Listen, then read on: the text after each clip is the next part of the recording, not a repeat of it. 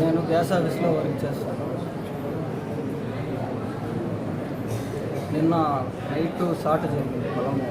అక్కడికి వెళ్ళి వస్తుండగా మా పిల్లల మీద అటాక్ జరిగింది. ఎందుకు అటాక్ జరిగింది అని అడిగితే వాళ్ళు బీర్ బాటిళ్ళు, సీసాయి పెంకులు అన్నీ ఎత్తుకొని వచ్చి కొట్టినాడు. కళ్యాణ్, పవన్, సురేష్, హరి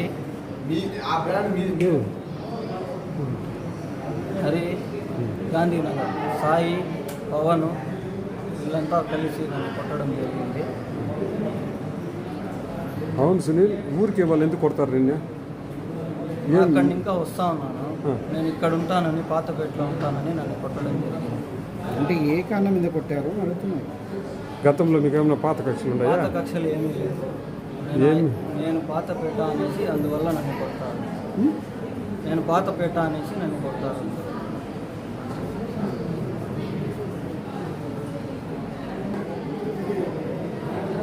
దయచేసి వాళ్ళని అరెస్ట్ చేయమని నేను కోరుకుంటున్నాను. ఈసారి సిరీస్ వస్తూ ఉంది, దానికి మళ్ళీ దాడి చేస్తారేమో అని టెన్షన్గా ఉంది. Good evening. రాత్రి పలమనేరు పట్టణంలో తిరుపతి గంగమ్మ జాతర సంబంధించి చాటింపు ఊరేగింపు జరిగింది.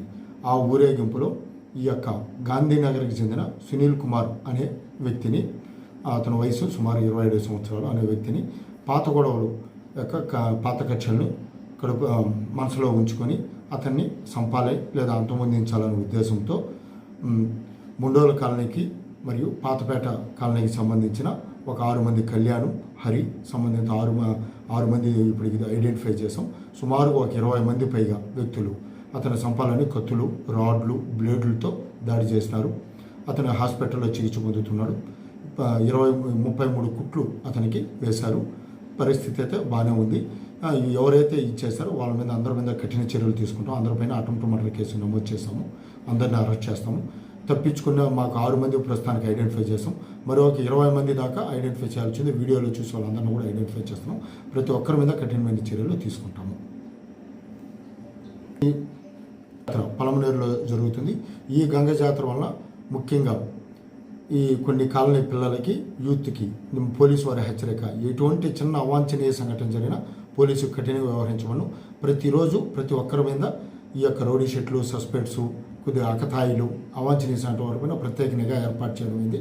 వారిపై నిరంతరం నిఘా ఉంటుంది. ఏ చిన్న ఇది జరిగినా పోలీసు కఠినంగా వ్యవహరిస్తాము.